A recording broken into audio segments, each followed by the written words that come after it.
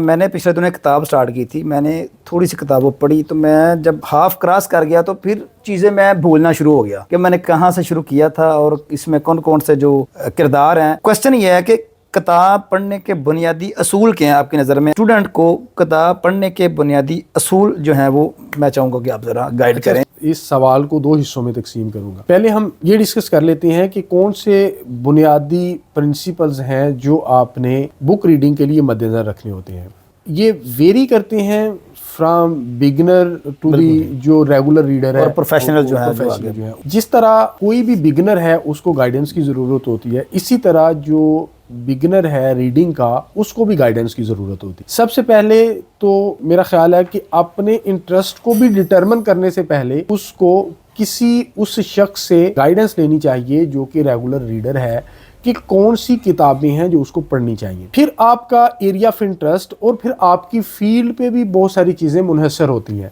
بالکل. For example اگر آپ کی فیلڈ جو ہے وہ ٹیچنگ ہے تو پھر آپ کے لیے بہت آسانی ہوگی. اگر آپ بزنس ٹائکون ہے یا بزنس کر رہے ہیں آپ اور طرح کی بکس آپ کو اپیل کریں گی, آپ کو اٹریکٹ کریں گی. اور اگر آپ لٹریچر کے اسٹوڈنٹ ہیں تو پھر آپ کو ڈیفینیٹلی اور طرح کی کریں گی. میرا ذاتی یہ خیال ہے کہ جو بگنر ہے سب سے پہلے اسے جو کتابیں پڑھنی چاہیے وہ آٹو بایوگرافیز پڑھنی چاہیے. مشہور جو لوگ ہیں ان کی سوانح عمریاں پڑھنی چاہیے تاکہ اس کا فائدہ یہ ہوگا کہ وہ دیکھے گا کہ کس طرح ایک بندہ فرام سکریچ جو ہے وہ بڑا ہے آگے اور آؤٹ سٹینڈ کر گیا ہے اور اس کی آٹو بایوگرافی جو ہے وہ لوگ پڑھ رہے ہیں اور he has set an example for other people to be followed. وہ کیا اس کے اندر چیزیں تھیں تو وہ جس مراحل سے گزر رہا ہوتا ہے تو سم ٹائمز یو فیل کہ آپ بھی اسی مراحل سے گزر رہے ہوتے ہیں. ایٹ اے ٹائم آپ اس کتاب کو بھی پڑھ رہے ہوتے ہیں, آپ اپنی زندگی کے اندر انکانشیسلی چینجنگ بھی فیل کر رہے ہوتے ہیں اور آپ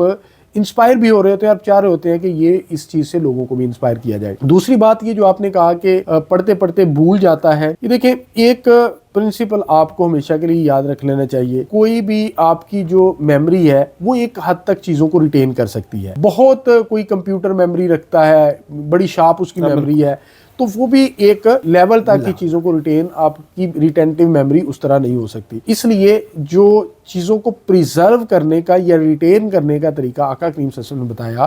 ایک صحابی آپ کے صحابی ہیں, ان سے یہ منقول ہے, آقا کریم صلی اللہ علیہ وسلم نے فرمایا علم کی قید اس کا لکھنا ہے. یعنی اگر آپ علم کو مقید کرنا چاہتے ہیں تو آپ اس کو لکھ لیں تو آپ اس کو پڑھیں. پھر حضرت علی رضی اللہ تعالیٰ عنہ کا ایک قول ہے کہ آپ نے فرمایا کہ العلم بالتکرار.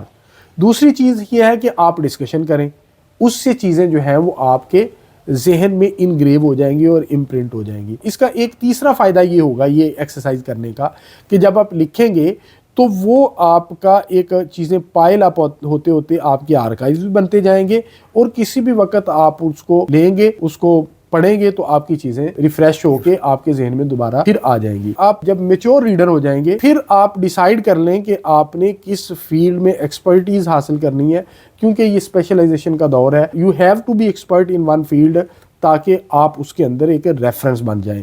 ادروائز مطلب you must have knowledge of all the things, بس you must be having expertise in one area جو بھی آپ کا انٹرسٹ کا ہے.